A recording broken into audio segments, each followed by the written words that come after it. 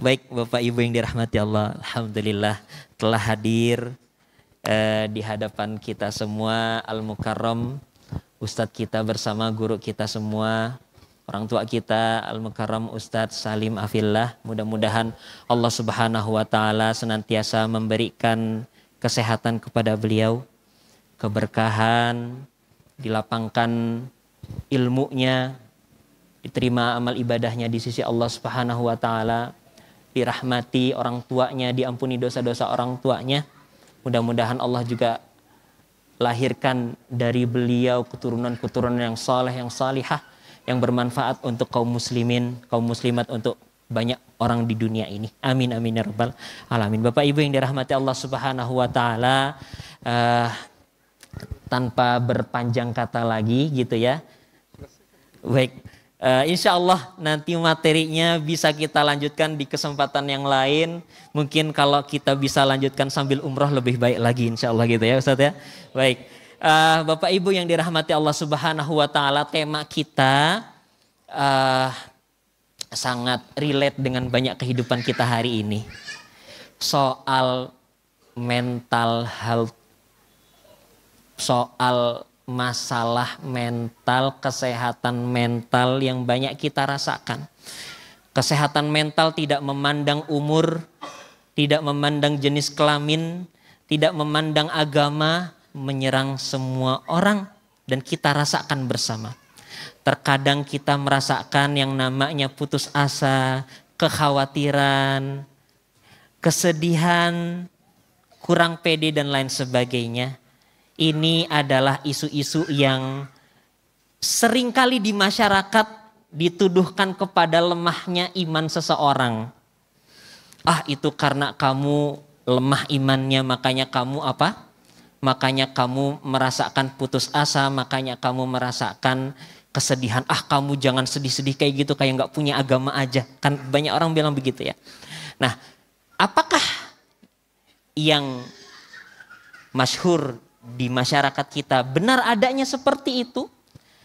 Ataukah ternyata ini bukan soal lemahnya iman, namun ada hal lain di balik itu semua yang insya Allah nanti kita akan sama-sama bahas, yang akan kita dengarkan dari guru kita tercinta, dan juga bagaimana dahulu Rasul Shallallahu Alaihi Wasallam ya, kita belajar dari sirah Nabi tentang penanggulangan kesehatan mental ini. Ya, Bapak Ibu silahkan dipersiapkan alat tulisnya, kembali luruskan niatnya, berdoa kepada Allah agar kita diberikan ilmu yang bermanfaat dan mudah-mudahan Allah Subhanahu wa Ta'ala memberikan kepada kita semuanya hidayah keluar dari majelis ini. Insya Allah semuanya jadi orang-orang yang mentalnya sehat, jadi orang yang lebih kuat lagi, orang-orang yang menemukan kelapangan, ketentraman di dalam hatinya, kebahagiaan yang terus dibawa sampai kita meninggal semua. Amin ya rabbal alamin. Tanpa berpanjang tutur kata lagi, Bapak Ibu, kami persilahkan kepada Al-Ustadz, waktu dan tempatnya yang terbaik. Ustadz, falyatafaddal mashkuran ma'jura. Assalamualaikum warahmatullahi wabarakatuh. Alhamdulillahi wa kafa wassalatu wassalamu ala rasulil mujtaba Sayyidina wa habibina wa syafi'ina wa maulana Muhammadin al-Mustafa wa ala alihi wa sahbihi ahli sidqi wal wafa thumma ala kulli man ittaba'al huda. Asyhadu an la ilaha illallah wahdahu la syarika lah wa asyhadu anna Muhammadan abduhu wa rasuluh la nabiyya wa la rasula ba'dah. Sadatul Fadil, Hadrat Al-Mukarramin yang kita takdimi, para alim, para ulama, para masyayikh, para kiai, para asatid, para ustazat, guru-guru umat, wabil khusus guru kita semua Ustaz Fahmi Aziz yang telah memberikan ilmunya kepada kita.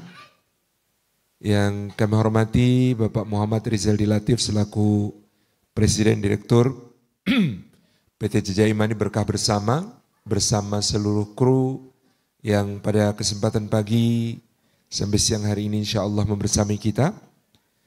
Yang kami takdimi Ketua DKM Masjid Raya Bintaro Jaya beserta seluruh jajaran yang telah menjadi sahibul faid, memfasilitasi sebaik-baiknya kajian kita, seluruh jamaah, bapak, ibu, hadirin, hadirat, muslimin, muslimat, mukminin, mukminat, salihin, salihat, rahimani wa rahimakumullah. Puji syukur kehadirat Allah Subhanahu wa taala atas limpahan karunia-Nya.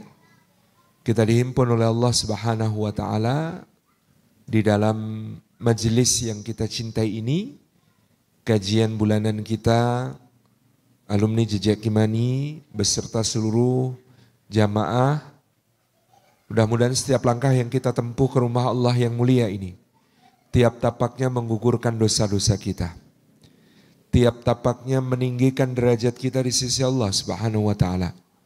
Tiap tapaknya menjadi pemudah jalan kita semua menuju surga. Dan juga duduk kita semua termasuk taman di antara taman-taman surga. Seperti yang dijanjikan oleh Rasulullah sallallahu alaihi wa alihi wasallam. Majtama'a qaumun fi baitin min buyutillah yatluna kitaballah wa yatadarasunahu bainahum illa ghasyiyatuhumur rahmah wa haffathumul malaikah wa nazalat alaihimus sakinah wa dzakarahumullahu fi man indah. Rawahu Muslim ayhuwa sahih. Tidak berhimpun satu kaum di satu rumah di antara rumah-rumah Allah. Di dalamnya mereka membaca ayat dari kitabullah dan mengkaji isinya di antara mereka, melainkan keadaan mereka itu dicurah-curahi rahmat Allah. Dinaungi sayap-sayap malaikat Allah. Diturunkan sakinah ke dalam hati mereka dan disebut-sebut nama mereka semua dengan bangga oleh Allah Subhanahu wa taala pada makhluk-makhluk mulia yang ada di sisinya. Mudah-mudahan kita mendapat semua keutamaan tersebut tanpa terkecuali. Bapak Ibu yang dirahmati oleh Allah Subhanahu wa taala, apa yang hari ini kita sebut sebagai depresi adalah suatu gejala gangguan emosional yang mempengaruhi cara kita berpikir, cara kita melihat sesuatu, cara kita merespon, menanggapi, dan cara kita bertindak. Dan perasaan yang semacam itu Islam tidak memandangnya sebagai suatu aib. Bukan sesuatu yang tercela. Karena dia bisa menimpa siapapun, dirasakan oleh siapapun. Hatta orang yang paling mulia. Misalnya Rasulullah Muhammad sallallahu alaihi wasallam. Allah misalnya mengatakan tentang beliau, fala'allaka bakhi'un nafsaka alla yakunu mu'minin.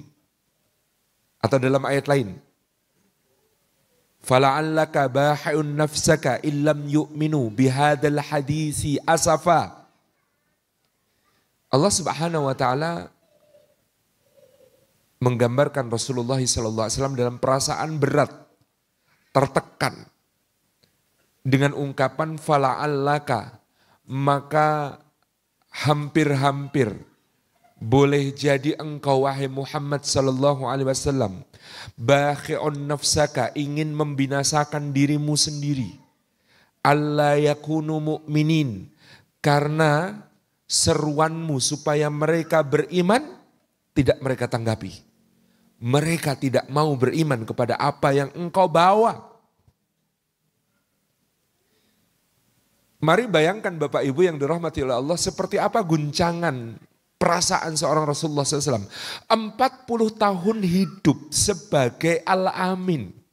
40 tahun hidup sebagai orang yang dipercaya, tidak pernah diragukan kata-katanya. Semua orang mengatakan, wahai Muhammad kami percaya padamu. Wahai Muhammad kami yakin dengan apa yang engkau katakan. Wahai Muhammad kami akan titipkan semua amanah kepadamu. Wahai Muhammad engkau Al-Amin yang tidak pernah berdusta. Wahai Muhammad engkau tidak pernah berbohong. Wahai Muhammad engkau tidak pernah ingkar janji. Wahai Muhammad, 40 tahun lamanya Rasulullah SAW Tidak pernah diragukan. Tidak pernah disangsikan. Apalagi kok disebut pendusta, apalagi kok disebut pembohong. Tidak pernah, 40 tahun. Dan tiba-tiba ketika Allah Subhanahu wa taala menganugerahkan kepada beliau risalah itu dan beliau harus menyampaikannya, orang-orang mengatakan, kamu gila ya Muhammad. Kamu penyihir ya? Kamu dukun ya? Kamu penyair yang gak punya pengikut ya? Kamu dusta ya? Kamu bohong ya sekarang? Bayangkan keterguncangan perasaan seperti apa yang dialami oleh Nabi SAW setelah 40 tahun menjadi orang yang selalu dipercaya, selalu dihormati, selalu diyakini, selalu ditaati, tidak pernah diragukan, tidak pernah disangsikan. Dan kemudian hidup tidak pernah sama lagi sejak wahyu turun. Hidup tidak pernah sama lagi sejak hari itu. Guncangan itu dahsyat. Sampai Allah mengatakan, fala'allaka bakhi'un nafsaka alla yakunu mu'minin. Mereka enggak percaya lagi kepadamu. Maka sampai-sampai kamu berpikir, apa gunanya aku di dunia ini? Aku tidak dipercaya. Apa gunanya lagi aku hidup di tengah-tengah mereka? Mereka enggak lagi mau mendengar apa yang kukatakan. Bahkan orang-orang terdekatku, kerabat-kerabatku, orang-orang yang kuhormati, yang kusayangi. Kita ingat ketika Nabi SAW naik ke atas bukit Safa. Ayyuhal Quraisy, ayyuhal Quraisy, isma'u, isma'u. Wahai orang-orang Quraisy, dengarkan aku, dengarkan aku. Sebagaimana kalian selama ini mendengarkan aku. Orang-orang berduyun-duyun mendekat. Hendak menyimak apa yang beliau katakan. Beliau memulai dengan kalimat, apakah kalian percaya kalau aku katakan kepada kalian bahwa di belakangku ini, di balik bukit ini, ada pasukan bersenjata lengkap, berkuda, berbaju zirah, 500 jumlahnya, dengan tombak-tombak terhunus dan pedang-pedang yang siap menebas, datang ke Mekah untuk menyerang dan menghancurkan kalian. Kalau aku yang mengatakan begitu, apakah kalian percaya? Orang-orang berkata, kami percaya karena engkau tidak pernah bohong kepada kami. Engkau tidak pernah berdusta. Yang engkau sampaikan selalu benar. Kemudian beliau sallallahu alaihi wasallam bersabda, adapun yang ingin aku katakan kepada kalian adalah bahwa sesungguhnya aku adalah pemberi peringatan dari sisi Allah Subhanahu wa taala sebelum datangnya hari yang adabnya sangat pedih, agar kalian menyembahnya, mengesakannya dan tidak mempersekutukannya dengan siapapun. Maju seorang yang tampak menonjol, kulitnya putih, wajahnya tampan, matanya juling, jalannya pincang. Dia acungkan dua tangan ke arah beliau sallallahu alaihi wasallam. Kemudian mengatakan, "Tabban laka ya Muhammad, alihada jama'tana." Binasa kamu Muhammad. Hanya untuk urusan seperti inikah kami dikumpulkan? Dan orang-orang berbisik, "Ahada amuhu, ini pamannya kan? Ini pamannya kan?" Iya. Kalau pamannya tidak mau percaya kepadanya, repot kalau kita percaya. Lalu mereka membubarkan diri, meninggalkan beliau, berdiri sendirian di atas bukit Safa dan air mata beliau menetes. Bayangkan perasaan seseorang yang 40 tahun selalu didengar, 40 tahun selalu dihargai, dihormati, kata-katanya dipegang, kata-katanya tidak pernah diragukan.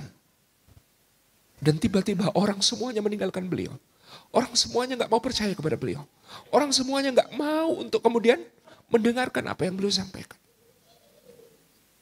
Tidak ada guncangan yang lebih dahsyat dalam hidup manusia Seperti guncangan yang terjadi semacam ini.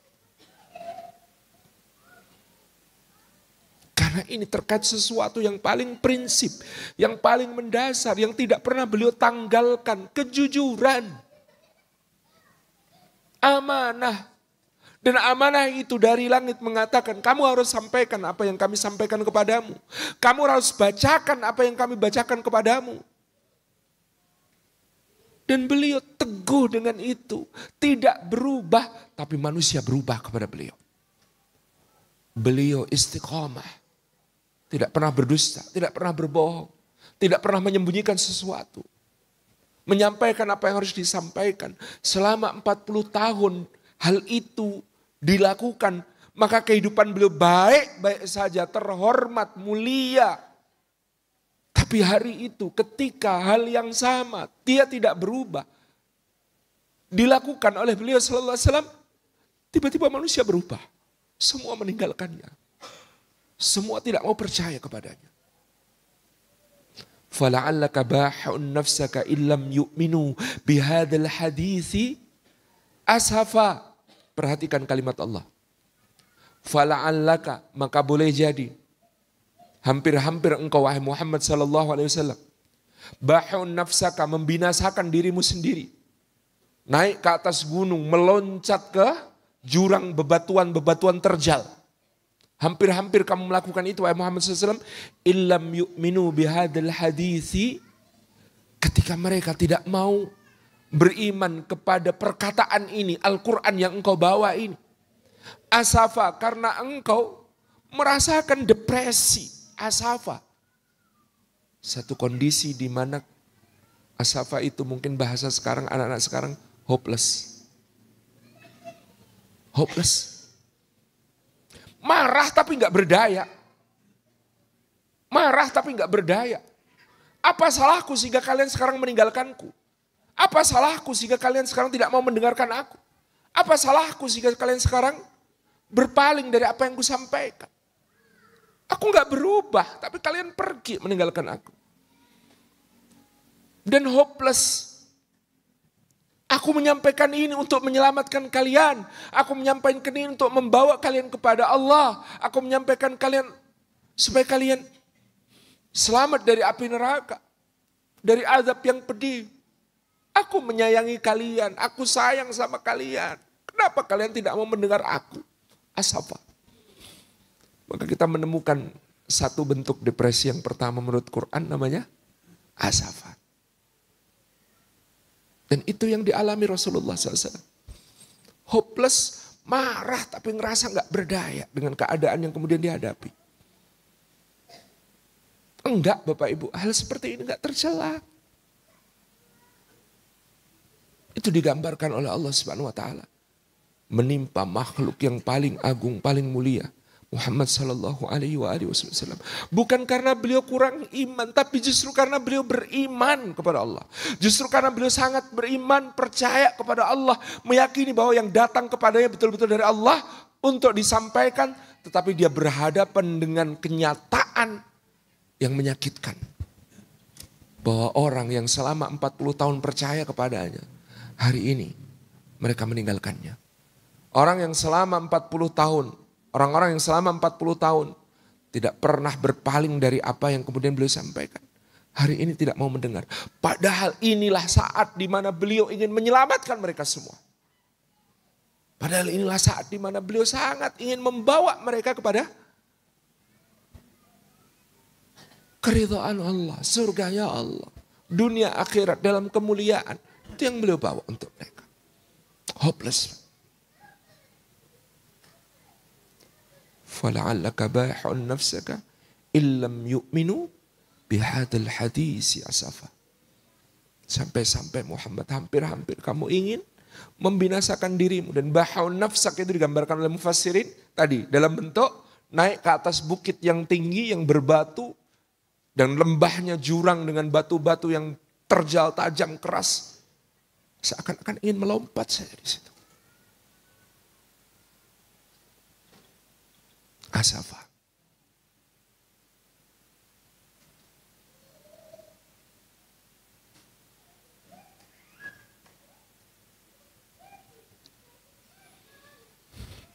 Yang berikutnya, kata Ibnu Qayyim al-Jauziyah, ada yang disebut al-huzn. Bentuk kesedihan karena kehilangan, karena sesuatu yang lepas, sesuatu yang lewat. Dan itu juga dialami oleh seorang nabi yang agung, Ya'qub alaihi salam.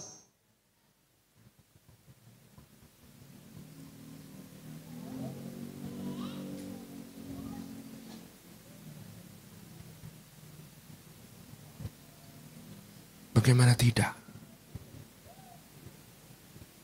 Ketika 12 anaknya,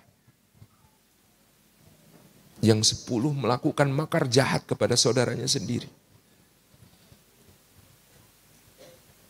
Dan anak yang baik itu Yusuf al-Khair, yang tidak bersalah, yang paling tampan, yang tersayang di antara yang tersayang.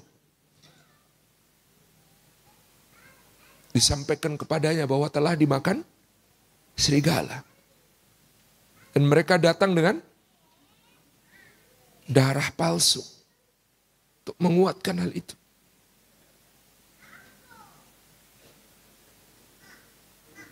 Ungkapan beliau, ya asafa ala Yusuf. Aduhai kesedihanku terhadap Yusuf. Hopelessku terhadap Yusuf.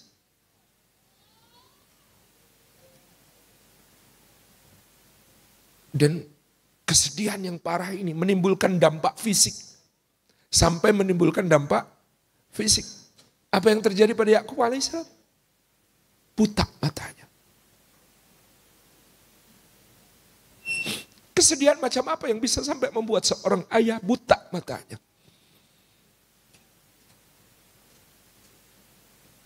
Beban dalam hati yang seperti apa? Sama. Ada kata asafa di situ, hopeless, karena Allah memberitahunya. Dia tahu yang menyebabkan Yusuf hilang dari pelukannya adalah saudara-saudaranya sendiri, yang juga anak-anaknya sendiri. Bagaimana dia akan bertindak kepada anak-anaknya sendiri itu? Ya asafa ala Yusuf. Hopelessku kepada Yusuf, kayak apa? Karena beliau tahu ini makar jahat saudara-saudaranya sendiri. Tapi beliau sebagaimana menyayangi Yusuf, menyayangi saudara-saudara Yusuf itu. Mereka anaknya semua. Apa yang harus dilakukan seorang ayah ketika anak-anaknya atas bisikan syaitan tega berbuat begitu jahat kepada saudaranya yang lain? Ya asafa ala Yusuf, kata. Aduh, kesedihanku atas Yusuf, hopelessku atas Yusuf. Al-huzn.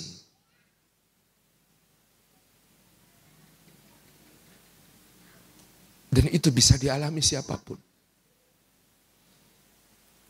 Sebagaimana dialami oleh Rasulullah SAW di tahun ketika kehilangan Abu Talib, tahun ketika kehilangan Khadijah radhiyallahu anha.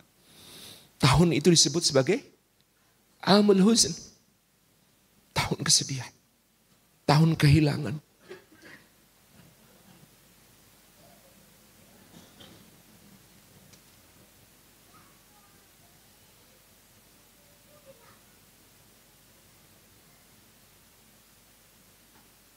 Ada yang ketiga,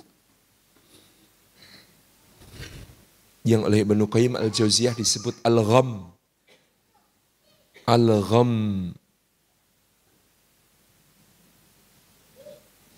Al-gham ini perasaan berat, sakit, susah. Karena apa yang sedang terjadi? Jadi kalau al-huzn dan asafa tadi biasanya terjadi karena suatu perubahan. Perubahan semula dipercaya menjadi tidak percaya. Itu asafa. Perubahan semula bisa merengkuh Yusuf, kemudian dia tidak lagi ada. Huzn itu karena kehilangan, seperti Yakub kehilangan Yusuf, seperti Rasulullah kehilangan Abu Talib, kehilangan Khadijah. Ada namanya gham. Gham itu sudah kehilangan tapi masih merasakan hal yang berat.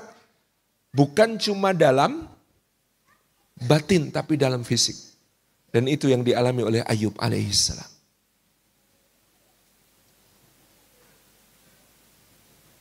Di hari pertama seluruh ladangnya musnah. Bayangkan dari seorang yang kaya raya, dia kehilangan seluruh ladangnya. Yang siap panen, yang sudah ranum. Tiba-tiba angin panas datang dan membinasakan semuanya. Di hari yang kedua, ternak-ternaknya mati. Tumpuan harapan selanjutnya untuk mempertahankan diri dan keluarga, hilang hari itu.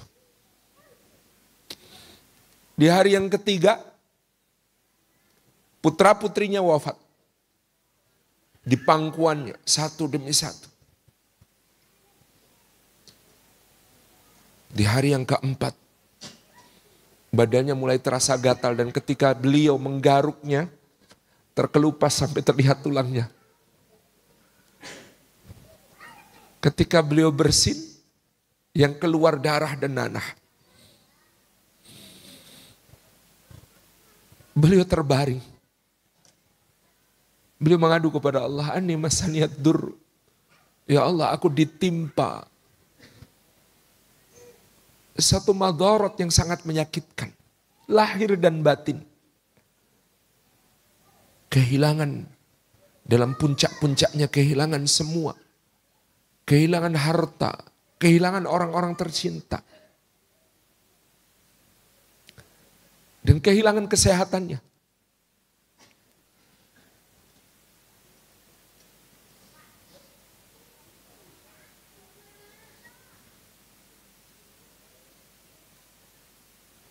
Ada yang lebih berat dari sekedar merasakan apa yang di luar. Karena ini luar dan dalam. Yang dirasakan oleh Ayub alaihissalam. Dan gham ini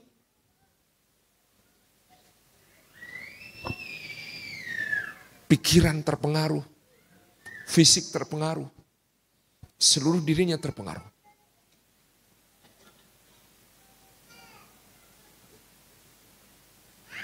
Dan sekali lagi, ini bukan karena kurang iman.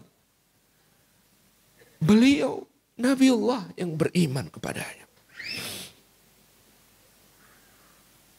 Al-Gham.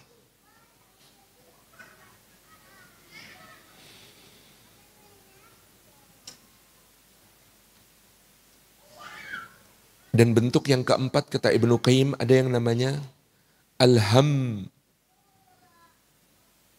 Kalau kita berdoa Allahumma inni a'udzubika minal hammi wal hazan. Apa itu al-ham? Kalau huzn biasanya tentang apa yang sudah terjadi. Ham itu mengkhawatirkan yang akan terjadi.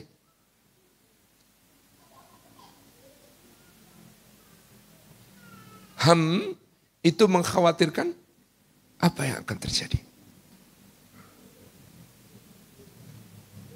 Dan itu mengganggu. Dan dia juga bukan kurang iman. Karena Sayyidah Maryam alaihassalam dalam keadaan hamil. Tanpa dikendakinya. Tanpa melakukan perbuatan yang nista. Dia berkata, "Ya laitani mitu qabla hadha wa kuntu nasyam mansiya." Ya laitani, aduhai celaka aku. Mitu qabla hadha, seandainya aku mati saja sebelum ini. Wa kuntu, dan jadilah aku nasyan. Sesuatu yang tidak berarti. Mansiya lagi dilupakan.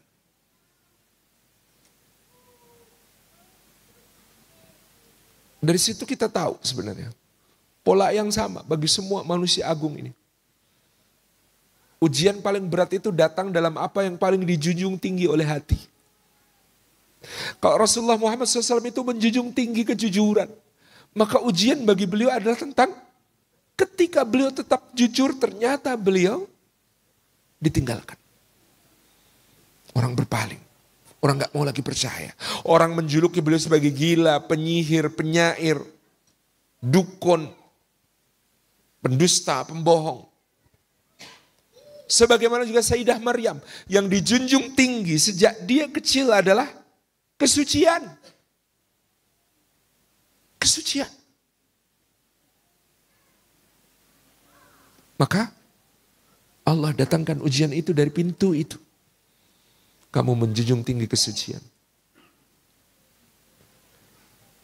Maka didatangkan ujian itu tentang kesucian. Fitnah yang menimpanya adalah tentang kesuciannya. Bayangkan perasaan seorang gadis yang menjaga diri, yang suci, yang setiap hari hanya beribadah di dalam mihrabnya di Baitul Maqdis, dalam Masjidil Aqsa. Yang didatangi Jibril alaihissalam saja dia mengatakan, Inni a'udzu birrahmani minka in kunta taqiyya. Sesungguhnya aku berlindung kepada Allah yang Maha Pengasih. Mudah-mudahan engkau orang yang bertakwa. Dan tiba-tiba di dalam perutnya terasa ada makhluk yang baru. Yang manusia tidak akan pernah bisa berpikir baik-baik tentang itu. Yang manusia tidak akan pernah bisa husnudzon tentang yang begitu. Gak ada caranya orang bisa hamil kecuali dengan hubungan seksual. Semua orang pasti akan mengatakan begitu. Seorang putri mulia dari keluarga yang dimuliakan, keluarga Imran, dirawat oleh Nabi yang suci Zakaria alaihissalam, dibesarkan dalam naungan ibadah di tempat paling suci di Baitul Maqdis, tiba-tiba hamil, tiba-tiba mengandung. Perasaan apa? Para mufassir mengatakan Maryam tidak hanya berpikir tentang dirinya, tetapi berpikir tentang kaumnya, tentang Baitul Maqdis, tentang Masjidil Aqsa. Apa jadinya orang yang beribadah di Masjidil Aqsa memandang kalau orang yang tekun beribadah di Masjidil Aqsa membawa aib seperti ini. Seperti kita, mohon maaf kayak para guru, para asatid, para kiai, para masyayikh. Ketika mereka kena aib, aib itu bukan aib pribadi. Aib itu terkait dengan agamanya, terkait dengan mungkin pesantrennya, terkait dengan lembaganya, terkait dengan dakwah yang diusungnya. Dan itu yang dipikirkan oleh Sayyidah Maryam. Bukan tentang dirinya. Bagaimana nanti kalau orang kemudian tidak lagi mau beribadah di Masjidil Aqsa. Karena aku yang beribadah di Masjidil Aqsa beraib seperti ini. Bagaimana nanti kalau tidak ada orang yang mau percaya kepada agama ini. Sementara aku yang dianggap memegang agama ini, perilakuku dianggap seperti ini. Yang paling berat bagi Sayyidah Maryam bukan tentang diri. Dia rela beraib. Ada masalah. Tapi bagaimana orang memandang din, memandang agama, memandang Masjidil Aqsa, memandang Baitul Maqdis, memandang orang tuanya. Dan orang-orang yang memangku agama sedemikian teguh dan istiqomah, mereka akan terdampak semuanya. Maka beliau mengatakan, ya ilatin mitu qabla hadza wa kuntu nasya. Aduh, seandainya aku mati saja sebelum ini. Aku menjadi sesuatu yang tidak berarti. Maksudnya aku menjadi sesuatu yang bukan dianggap mewakili agama, bukan dianggap mewakili Masjidil Aqsa, bukan dianggap mewakili Baitul Maqdis. Kalau aku itu perempuan yang ada di luar sana, baik-baik saja. Tapi aku ini perempuan al-batul yang tekun beribadah di dalam Baitul Maqdis, yang setiap hari rukuk dan sujud kepada Allah di Baitul Maqdis. Dan seperti ini yang aku alami. Apa kata orang tentang agama ini? Maka beliau mengatakan, wa kuntu nasya, kalau saja aku ini menjadi sesuatu yang tidak berarti. Mansiat, dilupakan, orang gak ingat ada perempuan yang setiap hari sujud di Baitul Maqdis hamil tanpa menikah. Ada perempuan yang setiap hari rukuk, yang setiap hari membaca Taurat, yang setiap hari bertekun-tekun beribadah, hamil tanpa suami. Ya laitani mittu qabla hadza kuntu nasyan mansiyya. Apa yang akan terjadi besok kepada orang-orang yang tekun beribadah? Apa yang akan terjadi besok pada syiar-syiarnya Allah? Apa yang akan terjadi besok pada Masjidil Aqsa?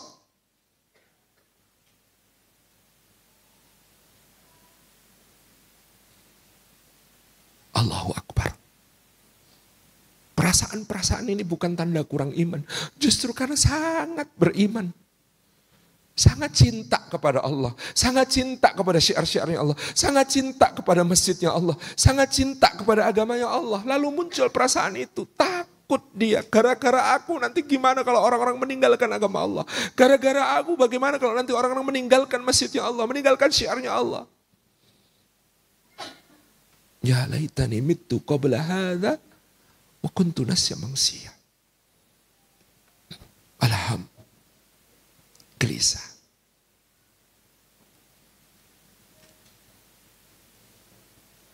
Bapak Ibu yang dirahmati Allah, kita sudah membahas 4. Asafa, huzn, ham, agham, al-gham, alham. Dan semua itu dialami oleh orang-orang mulia. Semua itu dialami oleh orang-orang terpilih. Semua itu dialami oleh orang-orang yang beriman kepada Allah Subhanahu wa taala dengan iman yang indah.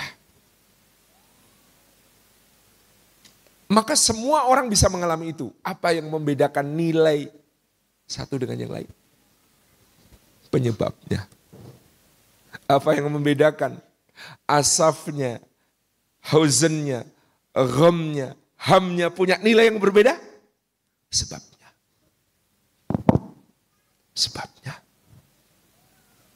Ada orang yang karena persoalan-persoalan yang sangat partikular, kecil, sudah menyebabkan bagi mereka guncangan yang dahsyat itu. Ada orang yang alasannya merasakan itu karena alasan yang juga sangat dahsyat seperti yang dialami Rasulullah Sallallahu Alaihi Wasallam, seperti yang dialami oleh Sayyidah Maryam.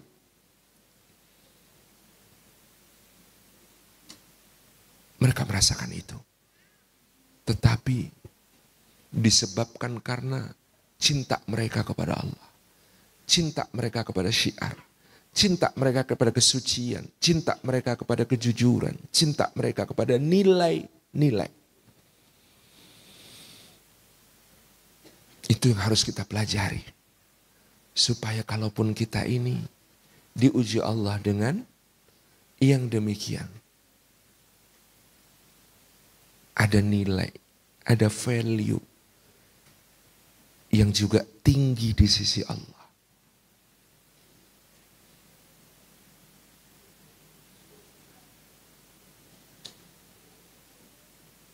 Maka tentu setelah memahami bahwa semua itu pernah dirasakan orang-orang paling mulia, bukan karena kurang iman.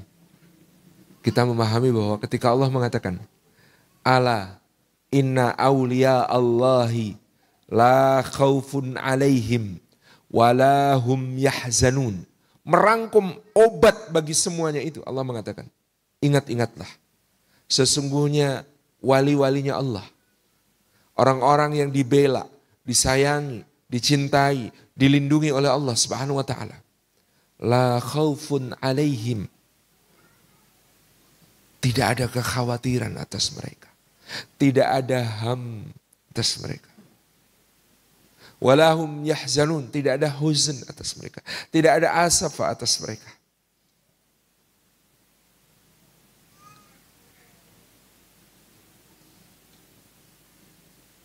Artinya terbebas dari semuanya tadi pun karunia Allah. Bukan sekedar hasil karena kita, wah kita ini mental kita sehat. Oh, bukan. Tetapi memang karena Allah menganugerahkan obat bagi asafanya, bagi huznnya, bagi ghamnya, bagi hamnya. Obatnya dari siapa? Dari Allah.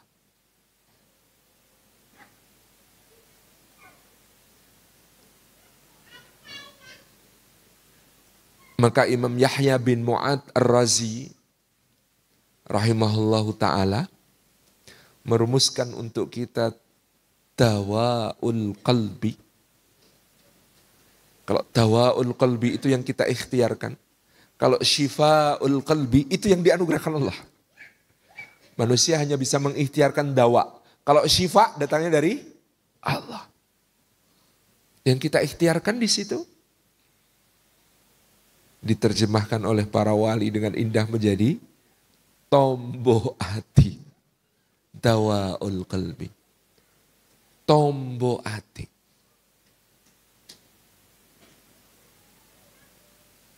Yang pertama, membaca Al-Quran dengan tadabbur. Kata orang Jawa, moco Quran angen-angen sak maknane. Karena di sana kita menemukan cermin. Di sana kita menemukan apa sih yang kita alami ini dibandingkan apa yang dialami oleh para manusia terpilih. Kata Imam Hasan Al-Basri rahimahullah ta'ala, setiap kali hidupku terasa sesak, terasa sempit, diq, ya diqu sadri, gitu kan.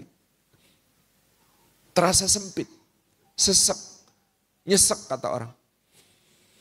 Susah, pesimis. Apa yang beliau lakukan? Aku membaca surah Yusuf. Setiap kali hidupku, kata Imam Hasan Al-Basri, terasa sempit, terasa sesak, terasa sedih. Aku membaca surah Yusuf. Dan setiap selesai membaca surah Yusuf, aku merasa begitu lega. Plong. Kenapa? Yang ku alami tidak ada seujung kuku daripada yang dialami oleh Yusuf alaihissalam. Kalau pakai teori joker, selesai itu. Orang jahat adalah orang baik yang tersakiti. Kurang tersakiti apa Nabi Yusuf alaihissalam? Kurang tersakiti apa beliau? Kecil, sibling rivalry. Oleh saudara-saudaranya, dia mengalami murder attempt, percobaan pembunuhan. Dibuang ke kegelapan sumur yang sempit itu kalau enggak tahan mental, gedenya klaustrofobia, aukhlofobia. Fobia rasa takut berlebihan kepada rasa ruang gelap dan ruang sempit. Habis itu ditemukan oleh kafilah dagang. Kok ya kafilah dagangnya itu enggak kepikiran, bapaknya mana ya, ayo kita antar. Malah dibawa ke negeri yang jauh. Maka Yusuf mengalami human trafficking. Perdagangan manusia itu. Habis mengalami perdagangan manusia, dijual sebagai budak. Maka dia mengalami slavery, perbudakan. Ketika menjadi budak, tumbuh besar, tampan, nyonya rumahnya yang cantik jelita, menggodanya, dia berusaha melarikan diri sampai sobek bajunya. Maka dia mengalami sexual abuse, kekerasan seksual itu. Dari kekerasan seksual sampai di pintu tuannya datang perempuan yang menggodanya dengan lancar berkata, apa hukumannya wahai suamiku kepada orang yang kamu sudah berbuat baik kepadanya tapi bermaksud jahat kepada aku, kecuali kamu penjarakan atau kamu siksa dia dengan siksa yang pedih. Makanya suaminya itu nanti akan mengatakan inna kaidakunna adim, sesungguhnya tipu dayamu sangat besar. Kenapa Pak? Karena biasanya orang itu kalau kegap, kepergok itu bohongnya nggak lancar Pak. Ngapain di situ? Di atas pohon mangga kan? Cari kucing Pak. Buat apa? Bikin rujak. Enggak, orang kegap itu biasanya bohongnya itu nggak sinkron. Karena masih panik kan. Tapi perempuan ini kegap, bohongnya lancar sekali. Maka kemudian Yusuf mengalami false accusation, tuduhan palsu. Ketika akhirnya terbukti dia benar, apa yang terjadi padanya? Dia disuruh menutup kasus itu. Yusufu a'rid an hadza. Berarti mengalami ketidakadilan di situ.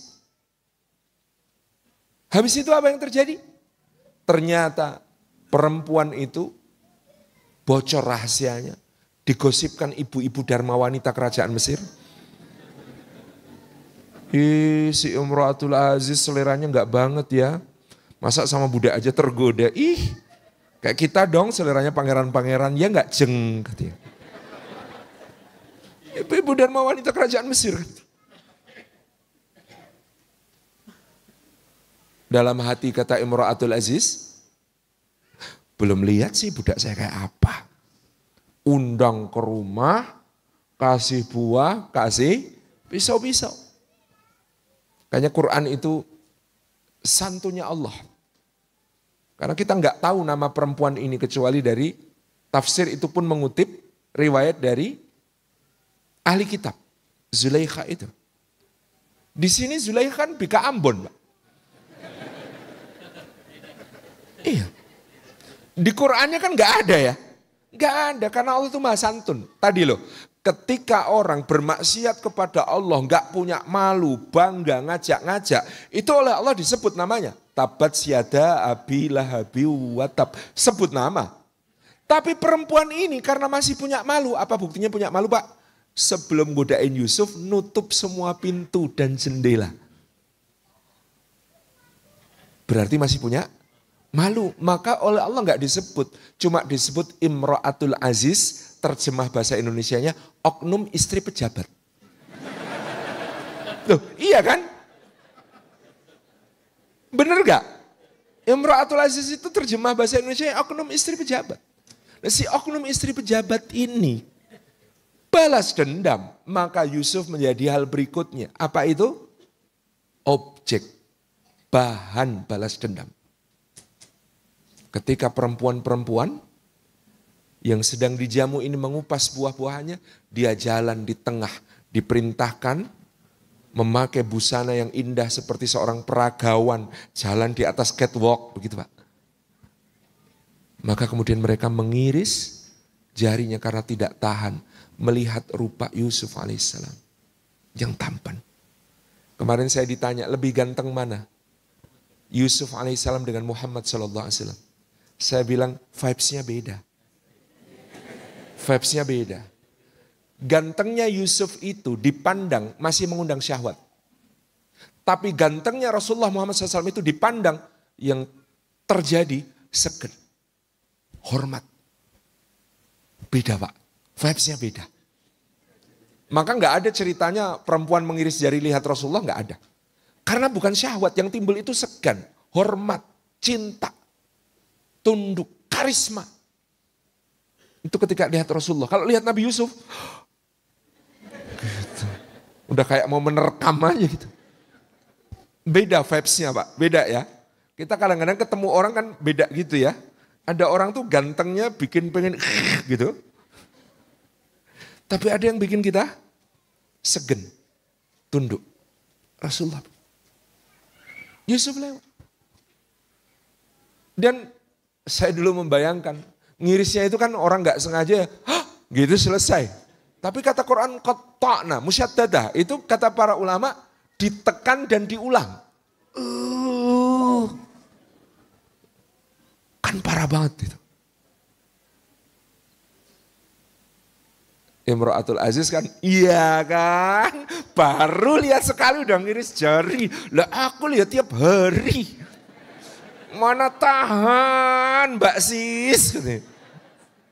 Coba ingat. Subhanallah. Apa yang dialami Yusuf berikutnya?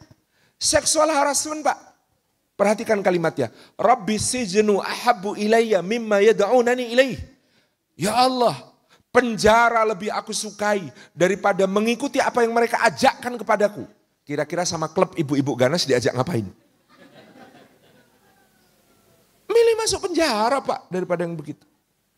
Maka dia mengalami hal berikutnya namanya kriminalisasi. Sudah kriminalisasi. Orang-orang yang masukin Yusuf ke penjara itu maksudnya mau menghinakan dia kan. Tapi apa yang terjadi di penjara? 2 orang temannya di penjara langsung mengatakan, inna naraka minal muhsinin. Kami kok melihat engkau kayaknya kok ini orang baik gitu. Permata Pak, dimanapun permata Pak. Jatuh kecomberan masih permata Pak. Yusuf alaihissalam. Tapi ini ujian berikutnya Pak. Ada teman yang udah dikasih tahu, kamu nanti selamat, kamu nanti jadi pelayan raja, menuangkan minum untuk raja. Bro, kamu akan jadi orang deket raja bro. Nanti kalau ketemu raja, sebut saya bro ya. Saya kan korban kriminalisasi bro, nggak salah tapi di sini. Oke mas bro, tenang aja. Bilangnya tenang aja, lupa nyebut Yusuf, lupanya menurut tafsir 7 tahun. Coba bayangin. Dilupain 7 tahun sama temen yang udah dikasih tahu bahwa dia akan selamat, akan baik-baik saja Pak. Kadang-kadang itu lebih menyakitkan daripada kejahatan orang yang jahat Pak.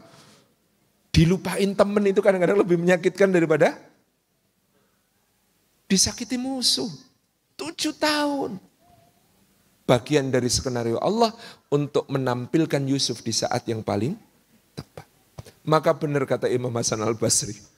Wah saya belum ada apa-apanya, belum mengalami percobaan pembunuhan, belum mengalami perdagangan manusia, belum mengalami.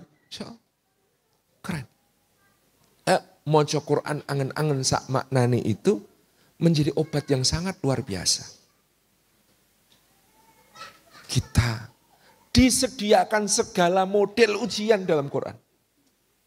Sampai-sampai kalau kita mau berpikir, Rasulullah SAW itu juga dilecut Allah terus dengan Quran.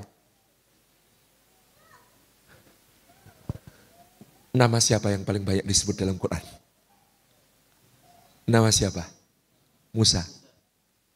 Bukti bahwa Quran bukan karangan Nabi Muhammad. Kalau karangan Nabi Muhammad pasti, namaku harus banyak. Sering-sering sebut. Enggak, Musa Pak. Kenapa Musa?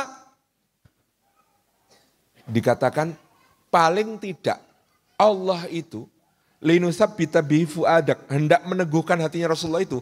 Dengan Musa paling tidak ada 4 perbandingan Pak. 1, Nabi Muhammad itu lisannya fasih, sempurna. Bisa ngomong bahasa Arab paling fushah, paling murni. Karena beliau dibesarkan di Bani Sa'ad.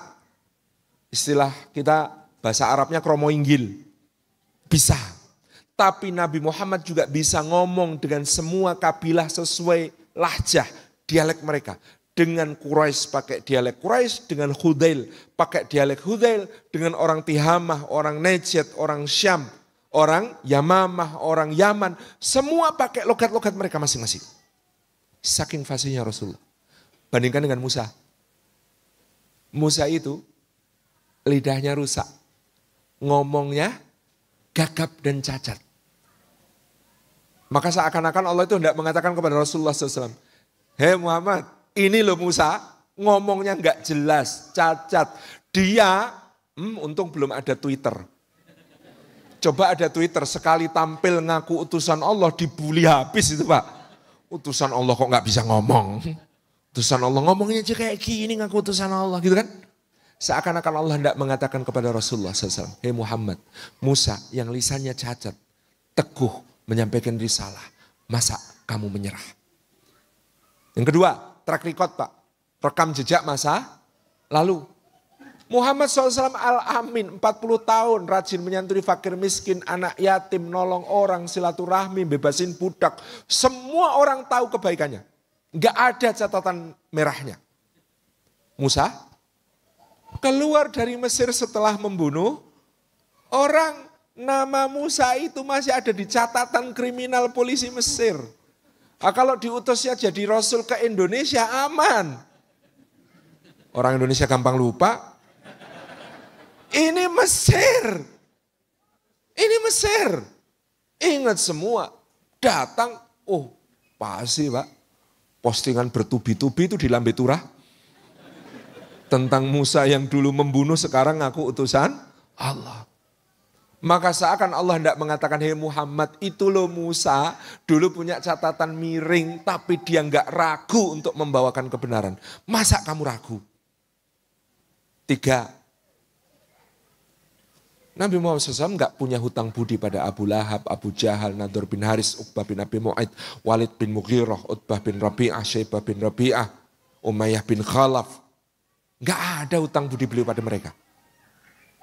Musa, waktu kecil itu beasiswa ya, dan anak asuhnya Fir'aun kan. Waktu kecil anak asuhnya Fir'aun, diasuh di keluarga Fir'aun. Beban mental tersendiri itu. Udah dibiayai, LPDP malah mengkhianati negara. Coba bayangkan Pak, bebannya itu lebih berat Musa. Maka seakan-akan Allah tidak mengatakan, hei Muhammad, lah kamu loh gak punya utang budi sama orang-orang Quraisy itu. Masa kamu ragu menyampaikan kebenaran sama mereka? Nih Musa loh, dirawat sama Fir'aun waktu kecil, tegas aja tetap sama Fir'aun. 4. Rasulullah itu punya Abu Bakar, punya Umar, punya Utsman, punya Ali, Abu Ubaidah, Talhah, Abdurrahman bin Auf, Sa'ad bin Abi Waqqas. Orang-orang yang rela mati untuk beliau, rela dirajah 70 luka untuk melindungi beliau, rela memberikan semua hartanya untuk beliau, rela memberikan semua yang dimilikinya untuk beliau. Rasulullah punya orang-orang seperti ini. Musa punya Yusya, disuruh jaga ikan aja ikannya lepas 1. Punya Harun, ditinggal 40 hari saja seluruh kaumnya nyembah sapi, nyembah patung sapi, nggak bisa ngapa-ngapain. Kalau Anda jadi pemimpin stres terhadap anak buah Anda, banyak-banyak baca kisah Musa. Ya Allah, saya belum sestres Nabi Musa. Nah, gimana? Wong kaumnya itu melihat bagaimana tangan bercahaya, tongkat jadi ular, tukang sihir dikalahkan, bencana berupa darah, lalat, katak, belalang, satu demi satu hilang dengan doanya Musa. Lihat bagaimana lautan terbelah, lihat bagaimana Fir'aun ditenggelamkan, lihat mereka selamat sampai ke seberang. Lah sampai seberang, lihat orang nyembah berhala. Musa, kok kita nggak punya kayak gitu? Bikin dong. Kata Musa, bal antum qaumun tajhalun, geblek semua emang. Makanan turun dari langit, manna dan salwa. Manna itu makanan yang lebih lembut dari susu, lebih manis dari madu, lebih sejuk dari salju. Saya kebayang waktu membaca tafsir pertama kan es krim Pak. Lebih lembut dari susu, lebih manis dari madu, lebih sejuk dari salju. Salwa daging burung panggang yang empuk sampai ke tulang-tulangnya. Bayangin di padang pasir siang-siang makan daging burung panggang sama es krim. Kan udah enak ya. Kata Bani Israel, ya Musa lan nasbiru ala ta'amin wahid. Musa kalau menunya cuma 1, wah kami gak sabar. Lalapannya dong. Iya kan? Saya pikir-pikir Bani Israel itu mirip kita. Fat'u lana rabbaka yukhrij lana mimma tumbitul ardh min baqliha. Bawang merahnya, sayur-sayurnya. Wa qissaiha. Mentimunnya. Wa fumiha. Bawang putihnya, wa adasya, kacang adasnya, wa basoliha, bawang merahnya. Kan lalapan. Orang Sunda ada? Bersaudara, jangan-jangan itu. Subhanallah. Diperintahkan berjihad. Apa kata mereka? Musa, berangkatlah kamu berdua bersama Tuhanmu, berperanglah kalian berdua, kami duduk-duduk nunggu di sini. Kalau sudah menang kabarin aja ya. Mana ada pemimpin yang lebih stres dari Musa alaihissalam. Jadi di setiap cerita Quran kita menemukan refleksi. Dan itu yang menguatkan hidup kita. Itu yang menguatkan hidup kita. Mau cerita yang seperti apapun, ada. Yang kedua, saat bermesra dengan Allah, ada salat malam namanya. Bagi yang mampu, betapa indahnya ketika Allah memilihkan untuk kita saat-saat bermesra. Dalam hadis disebutkan, di sepertiga malam terakhir Allah turun ke langit dunia, menyimak, mendengarkan. Mana hambaku yang meminta ampun, aku ampuni. Mana hambaku yang memohon, karunia aku anugerahi. Mana hambaku yang meminta, rahmatku akan aku sayangi. Maka itulah kenapa Ahlus Sunnah wal Jamaah itu menyatakan Allah tidak berhajat kepada waktu dan tempat. Karena dengan hadis ini kalau difahami letterlek, berarti kan sepertiga malamnya geser terus Ustaz. Lah Allah turun terus, kapan naiknya? Enggak boleh memahami seperti itu. Bagi Ahlus Sunnah wal Jamaah harus memahami Allah tidak berhajat kepada waktu. Waktu sepertiga itu untuk kita, bukan untuk Allah. Waktu sepertiga malam terakhir itu yang dipilihkan Allah untuk kita. Karena Allah itu tidak menghajatkan tempat, maka untuk kiblat kita diminta menghadap ke Baitullah, ke Ka'bah. Karena Allah tidak menghajatkan tempat, maka ketika kemudian kita berdoa, kita menengadahkan tangannya ke langit. Karena Allah tidak menghajatkan tempat, maka ketika kita bersujud, itulah saat terdekat dengan Allah. Jadi karena tidak berhajat tempat justru kita diberikan tata cara kaifiyah sesuai sunnahnya Rasulullah SAW. Termasuk tadi dalam berdoa kepada Allah Subhanahu Wa Taala di sepertiga malam terakhir. Salat malam, dirikanlah. Yang ketiga, zikir malam, perpanjanglah. Setelah salat malam itu ada waktu menunggu salat subuh. Wabil ashari hum yastaghfirun. Orang-orang terpilih itu kata Allah ketika waktu sahur mereka istighfar. Memperbanyak mengadunya kepada Allah sehingga tidak tersisa yang diadukan kepada manusia. Karena kata Ibnu Qayyim, mengadu kepada Allah itu terpuji. Karena mengadukan makhluk kepada Allah. Kata Yakub, innama asku bathi wa huzni ilallah. Aku hanya mengadukan susah dan sedihku kepada Allah. Jadi dulu ada cerita, lucu ini. Ada tamu datang kepada guru kami, Kiai Haji Mu'tamid Khalil Plausan, Allahu yarham. Datang, tamu ini sudah nangis. Pak Kiai, kami ini dosa apa Pak Kiai? Ya Allah, anak kami 3 Pak Kiai, yang 2 itu mondoknya beres, ngajinya beres, sekolah beres, kuliah beres, kerja ya alhamdulillah bagus, punya anak, punya istri, sudah menikah, mentas semua. Tapi anak ketiga Pak Kiai, ya Allah, mondoknya bubar, sekolahnya buyar, gak karu-karuan, nakalnya naudzubillah. Kami ini dosa apa Pak Kiai? Pak Kiai saya malah senyum. Terus tanya, putranya berapa Pak? 3 Pak Kiai. Yang nakal berapa? 1 Pak Kiai. Lumayan. Kok lumayan gimana Pak Kiai? Ya masih 67% baik-baik saja itu. Maksudnya Pak Kiai, lo ada di Quran itu orang yang lebih soleh dari sampean, bapaknya lebih soleh dari bapak sampean, kakeknya sesoleh-solehnya soleh, jelas lebih soleh dari kakek sampean. Namanya Yakub bin Ishak bin Ibrahim, anaknya 12, yang nakal 10. Yang soleh hilang. Suami istri langsung saling pandang, Bu, salah curhat Bu. Pak Kiainya ekstrim. Loh enggak begitu, saya mau tanya. Pak, Bu, ini yang saya ceritakan Nabi Yakub ini, happy ending apa enggak? Happy ending Pak Kiai. Iya, mulyo ikut anaknya yang soleh. 1 anak soleh saja itu sudah cukup untuk bikin orang tua mukti dan mulyo. Beserta seluruh saudaranya mukti mulyo di negara Mesir.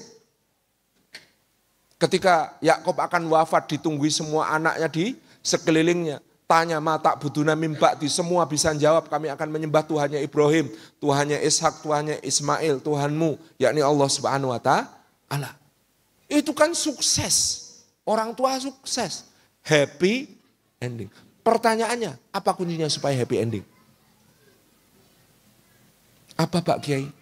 Innama asku basi wa husni Allah. Aku hanya mengadukan semua kesusahan dan kesedihanku kepada Allah. Oh gitu Pak. Iya, jangan ngadu sama saya. Oh, saya ini mikir anak saya sendiri aja pusing kok suruh mikirin anaknya situ. Saya itu ingat terus cerita itu, Masya Allah. Karena dari situ ternyata orang-orang mulia ini tadi dengan segala depresinya tadi ngadunya ke siapa, Pak? Ke Allah. Dihabis-habiskan ngadunya sama Allah. Dengan cara dzikir wengi perpanjanglah. Dzikir malam diperpanjang. Yang keempat, wetengiro ingkang luwe katanya. Kalau mampu puasa, senang puasa, boleh puasa. Jalan untuk kemudian dengan puasa itu kita refleksi juga, muhasabah, banyak zikir, menjaga lisan. Indah. Terakhir, wong kang soleh kumulono.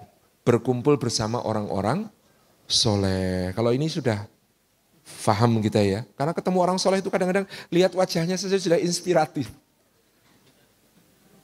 Dengar yang disampaikan ilmu, lihat dia diem muhasabah, zikir, insya Allah. Kumpul orang soleh itu nikmat. Apalagi kumpulnya di Masjidin Nabawi dan Masjidil Haram bersama jejak imani. Assalamualaikum warahmatullahi wabarakatuh. Masya Allah, Masya Allah. Alhamdulillah Bapak Ibu yang dirahmati Allah. Materi yang sangat inspiratif, yang sangat menenangkan, yang sangat bermanfaat untuk kita semua. Kita sama-sama berterima kasih, bersyukur kepada Allah karena telah memperkenankan kepada kita semua untuk hadir di dalam majelis ini, untuk dapat mengambil menimba ilmu dari ilmu-ilmu guru kita yang mulia Ustadz Salim Afilah. Mudah-mudahan Allah Subhanahu wa taala senantiasa menjaga beliau dan menambahkan keberkahan ilmunya. Amin amin ya rabbal alamin. Baik Bapak Ibu yang dirahmati Allah, kami membuka sesi tanya jawab kepada hanya untuk 3 penanya ya Bapak Ibu ya. Baik, untuk itu dipersilahkan kepada Bapak Ibu. Silahkan yang bapak-bapak 1, ibu-ibu 1, kemudian nanti yang terakhir nanti Ustadz Salim kali yang memilih gitu ya Ustadz ya. Baik, silahkan kepada tim. Dipilih tadi yang mana? Baik, untuk ibu-ibunya dulu silahkan. Nanti untuk bapak di depan. Dipersilahkan kepada ibu yang di belakang, mari. Mohon disebutkan namanya, kemudian dari mana, dan pertanyaannya bisa langsung ditunjukkan kepada Ustadz Salim. Ustadz, enaknya dikumpulkan pertanyaannya atau jawab satu? Dikumpulkan satu-satu. Baik, dipersilahkan mari ibu.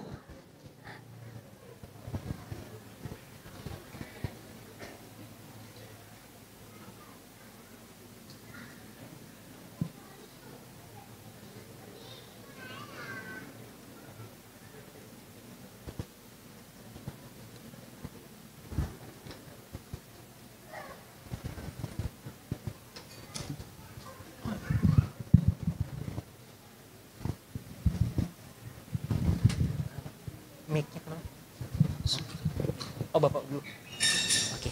Baik, kalau begitu bapak dulu silahkan dipersilahkan. Sebutkan nama, dari mana. Bismillahirrahmanirrahim. Assalamualaikum warahmatullahi wabarakatuh. Saya dengan Ibu Isti, ibu dari 3 anak. Saya dari BSD. Pertanyaan saya tadi, pada saat Allah mengatakan boleh jadi hampir kamu membinasakan diri. Itu adanya perkataan Allah langsung ke Nabi Muhammad, adanya di Al-Quran atau di hadis. Yang kedua, Ustadz, mungkin ini adalah materi yang selama ini saya cari dan tema ini adalah tema yang saya cari. Saya qadarullah bipolar survivor. 12 tahun saya struggle tidak tergantung kepada obat. Jadi di 2012 saya divonis bipolar oleh psikiater, 2 psikiater. Saya karena tidak percaya awalnya, saya second opinion dan ternyata saya bipolar tingkat berat. Dan itu saya mengalami istilahnya perawatan dari rawat inap dengan treatment obat gitu kan, terapi bicara. Dan bagi saya pada saat seperti itu saya datang ke keluarga, keluarga tidak mengakui dan seperti itu tadi kita merasa berjalan sendiri. Jadi apa yang tadi disampaikan bagaimana perasaan Nabi Muhammad, jujur saya ternyata saya tidak ada apa-apanya gitu kan.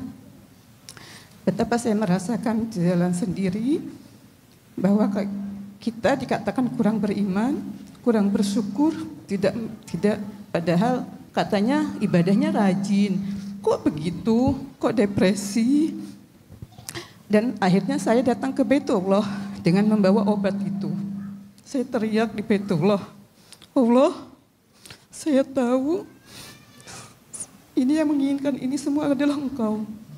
Tidak ada yang bisa mengobati saya kecuali Engkau. Saya bukan, saya tidak mau, karena saya sempat ketergantungan dengan obat itu. Saya bilang, ya Allah, saya tidak mau tergantung dengan obat ini. Tolong bantu saya untuk menghentikan obat ini dan bantu saya untuk pulih. Sementara kita tahu bahwa di psikiater itu tidak boleh menghentikan obat sembarang atau dengan cara sendiri. Tapi saya yakin dengan melibatkan Allah dan dengan minta sama Allah, alhamdulillah 12 tahun dari sejak saya di depan Ka'bah itu saya tidak pernah menyentuh lagi itu namanya obat, dan saya struggle dengan cara saya sendiri, dengan cara saya terus mendekatkan diri kepada Allah, alhamdulillah. Jadi apa yang ini adalah materi yang betul-betul menguatkan untuk kami yang seperti ini, bahwa ini tidak ada hubungannya dengan kekuatannya dan kurangnya iman. Tapi dengan pegangan kepada Allah dan yakin kepada Allah, kita insya Allah, Allah akan menyembuhkan semua. Terima kasih Ustaz. Assalamualaikum warahmatullahi wabarakatuh. Warahmatullahi wabarakatuh. Baik, terima kasih Ibu. Silahkan pertanyaan selanjutnya dari Bapak. Ya, bismillahirrahmanirrahim. Assalamualaikum warahmatullahi wabarakatuh. Sebelumnya nama saya Ahmad Muslim, Ustaz. Saya udah lama di Jogja juga. Insyaallah kangen dengan Jogja, Ustaz. Saya dulu pernah sering ke Jogjarian. Insyaallah lihat itu Ustaz, masyaallah.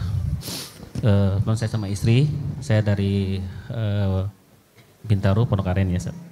Saya dulu ketemu Pak Rizal juga nih, direktur, teman juga. Ya, saya sebenarnya melihat Ustaz sudah luar biasa ya, kelihatan surga Ustaz. Sebelumnya saya mencinta antum karena Allah. Sebenarnya tadi saya juga sempat nangis ya. Ya berapa tahun ini saya ya bagaimana ya? Alhamdulillah Allah diteguhkan dengan istri yang solehah ya.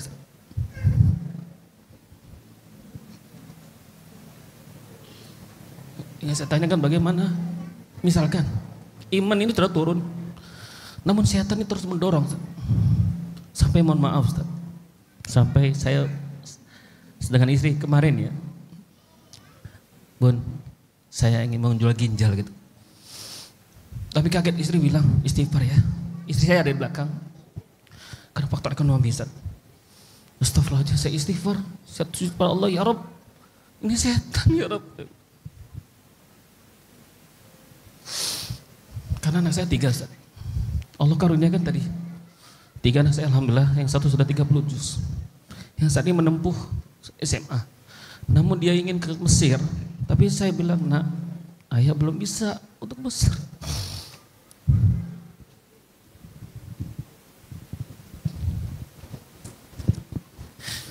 Mungkin Allah mungkin karuniakan kami, ya mungkin saya ingin bertanya saja. Bagian yang menguatkan tadi, kalau kita sudah turun tadi itu Ustaz, yang faktor paling bawah untuk menaikkan itu Ustaz. Ya tadi sudah saya lakukan tadi istighfar pada Allah. Memang Allah tuh Maha sayang ya, menimpakan hamba-hambanya itu bertubi-tubi Ustaz. Alhamdulillah anak saya sakit sekarang, ya bilang mohon doanya. Tadi dia mau ikut ke sini, ingin berfoto dengan Ustaz. Karena beliau salah satu ngefans sama Ustaz ya, namanya Muhammad Fadil Azam. Laki-laki Ustaz. Alhamdulillah 30 juz sudah. Sekarang dia mau ziyadah, mau mengambil ini Ustaz, sertifikat. Karena dia sekarang lagi sakit tuh, dia ingin merujuk itu, pengen dia didoakan. Yang saya tanyakan nih, kami ini keluarga yang mohon maaf Ustaz, menengah ke bawah. Namun kami itu ingin anak kami tadi ingin jangan sampai kayak ayahnya gitu. Nah ini iman ini kan depresi, saya sampai berpikir seperti itu Ustaz.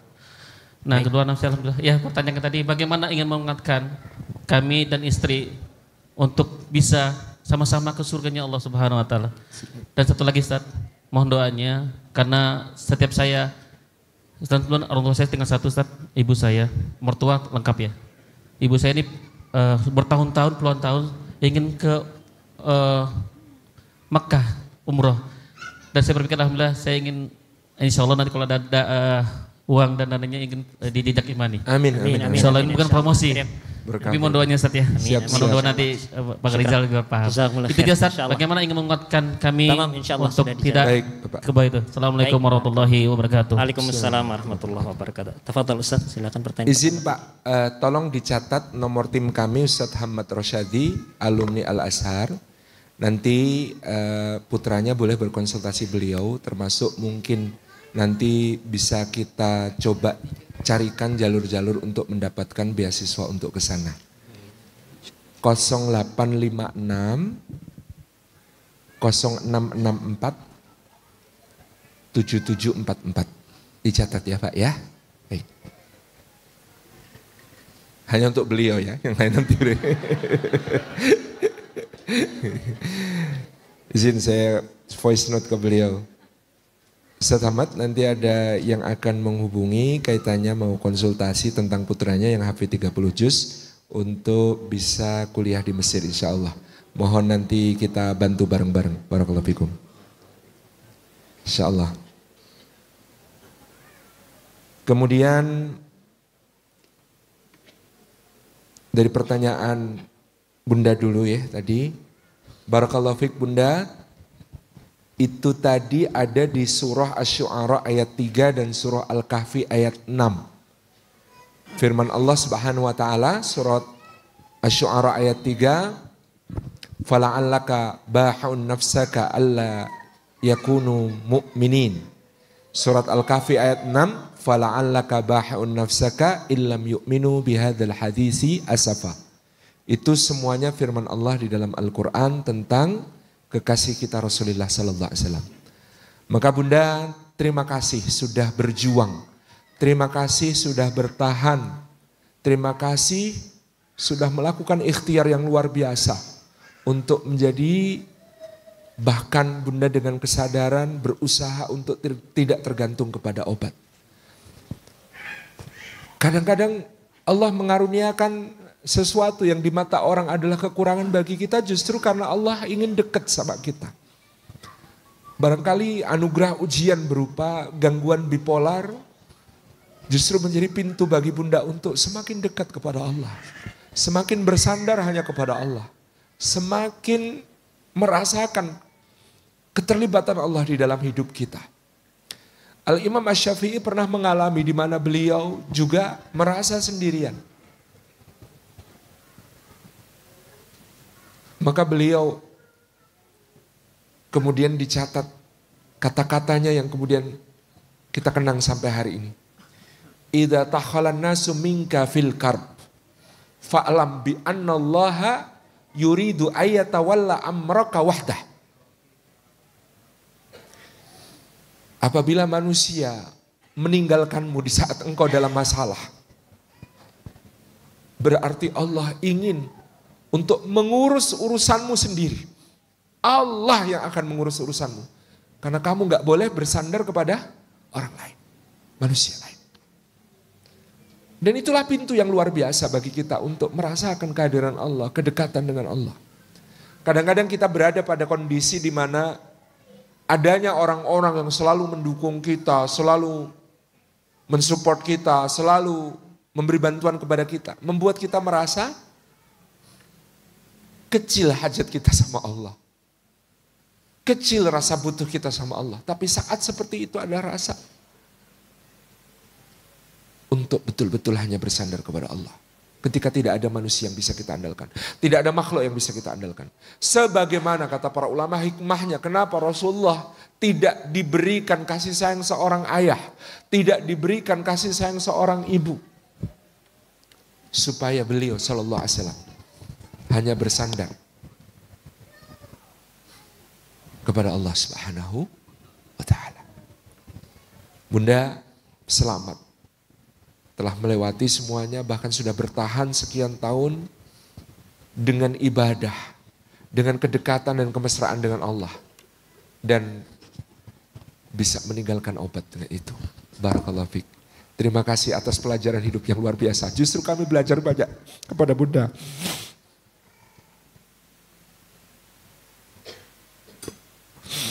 Dan Bapak Ibu yang dirahmati Allah, setiap kita punya beban kita, punya ujian-ujian kita. Kita mungkin memandang ujian kita berat, tapi kita tidak pernah tahu ada orang-orang yang juga menanggung beban-beban besar dalam kehidupan. Kita bersama-sama di kajian seperti ini, di majelis seperti ini untuk saling bercermin dan kembali kepada Allah Subhanahu wa taala. Maka mudah-mudahan momentum kajian kita ini menjadi sesuatu yang berharga untuk kita, menjadi bekal kita bahwa inilah dunia. Sebentar. Memang ujian, tapi cuma sebentar. Karena kita, insya Allah, ketika kemudian mampu untuk kembali kepada obat-obat hati yang tadi kita sebutkan, kita akan menyongsong alam yang abadi bersama kekasih kita Rasulullah SAW, bersama Allah Subhanahu wa taala yang kita rindukan, yang telah menganugerahkan begitu banyak nikmat kepada kita dalam kehidupan, meskipun juga menguji kita dengan ujian-ujian. Karena Allah ingin agar kita selalu berbisik mesra kepadanya di setiap sujud-sujud kita. Barakallahu fikum. Jazakumullahu khairan katsiran Ustadz atas jawabannya. Dan juga untuk para penanya, terima kasih atas pertanyaannya. Betul-betul semakin menghidupkan suasana kita pada kesempatan kali ini. Kami memohon maaf karena tidak bisa melanjutkan sesi pertanyaan disebabkan waktu sholat zuhur yang sudah sebentar lagi. Oleh karena itu Bapak Ibu yang dirahmati Allah, telah selesai agenda kita, kegiatan kita pada hari ini. Mudah-mudahan Allah Subhanahu wa taala memberikan kepada kita semuanya kesehatan baik lahir maupun batin. Mudah-mudahan segala apa yang menjadi tantangan bagi hidup kita, bagi jiwa kita, bagi hati kita semuanya diberikan oleh Allah Subhanahu wa taala jalan keluarnya. Ketahuilah bahwa sesungguhnya Allah memberikan kepada kita permasalahan mental-mental ini sejatinya adalah bentuk kasih sayang Allah agar Allah menguatkan kita dengan cara itu. Oleh karena itu teruslah bersama dengan Allah, maka kita akan bahagia, kita akan bahagia di dunia maupun di akhirat. Bapak Ibu yang dirahmati Allah, mari kita tutup kesempatan kita pada hari ini dengan doa dari Ustadzna. Tafadhal Ustadz. A'udzubillahi minasyaitonirrajim. Bismillahirrahmanirrahim. Alhamdulillahi rabbil alamin, hamdan syakirin hamdan na'imin, hamdan yuafi ni'amahu wa yukafi'u mazidah. Ya Rabbana lakal hamdu kama yanbaghi li jalali wajhika wa 'azimi sultani. Ya Allah, kami mengungkapkan rasa syukur kami kepadamu. Hari ini kami bercermin dengan kitab sucimu yang mulia, dengan manusia-manusia pilihan yang engkau cintai, dari Rasulullah, Nabi Yakub, Sayyidah Maryam, dan para nabi yang lain, Nabi Musa, Nabi Yusuf, semua ya Allah. Engkau uji dengan ujian-ujian besar. Dan kami hari ini bercermin tentang ujian yang engkau anugerahkan kepada kami. Betapa dia hanya setitik dibandingkan nikmat-nikmatmu yang sangat banyak ya Allah. Maka anugerahkanlah kepada kami kekuatan untuk mensyukuri semua nikmat itu ya Allah. Anugerahkanlah kepada kami kekuatan untuk berzikir mengingatmu ya Allah. Allahumma a'inna ala dzikrika wa syukrika wa husni ibadatik. Dan dengan itu ya Allah, tuntun kami untuk beribadah dan merasakan indahnya ibadah ya Allah. Merasakan nikmatnya sujud ya Allah. Merasakan nikmatnya ruku, merasakan nikmatnya tilawatil Quran, merasakan nikmatnya puasa, merasakan nikmatnya bangun malam ya Allah. Anugerahkanlah kami semua nikmat ibadah itu, semua nikmat dekat dengan Engkau itu ya Allah. Agar kami mampu hadapi segala ujian. Agar kami mampu hadapi dunia yang fana ini ya Allah. Dengan segala dinamikanya ya Allah. Allahumma salli wa sallim wa barik ala sayyidina wa habibina wa syafi'ina wa maulana Muhammad ibn Abdillah. Wa ala alihi wa ashabihi wa mawalah. Wardallahumma an sadatina Abi Bakrin wa Umar wa Utsman wa Ali. Wa an kulli sahabati Rasulillah ajma'in. Warda anna ma'hum birahmatika ya arhamar rahimin. Ya Allah, sampaikan salawat Salam cinta kami kepada Rasulullah SAW yang mencintai kami. Yang rela meninggalkan segala kenyamanan untuk mendakwahkan agamamu kepada kami. Yang kemudian harus digelari penyihir, dukun, pendusta, penyair. Semuanya karena ingin menyampaikan kepada kami kebenaran-Mu ya Allah. Yang rela beliau diinjak kepalanya ketika sujud, dijerat lehernya ketika rukuk, dituangkan kotoran ke punggungnya. Apa yang beliau alami untuk membela kami, untuk menyelamatkan kami. Apa yang bisa kami lakukan untuk berterima kasih kepada beliau selain membaca sholawat ini ya Allah. Sampaikan cinta dan salam kami kepada beliau. Sampaikan salam dan cinta kami kepada beliau. Izinkan kami kelak menatap wajahnya, memeluk dirinya ya Allah. Kelak di sisi-Mu, dalam ridha-Mu. Ya Rabb. Allahumma ighfir lil mu'minin wal mu'minat wal muslimin wal muslimat al ahya'i minhum wal amwat innaka sami'un qaribun mujibud da'wati ya qadil hajat. Rabbana ighfir lana wa li ikhwanina alladhina sabaquna bil iman wa la taj'al fi qulubina ghillan lil ladzina amanu rabbana innaka ra'ufur rahim.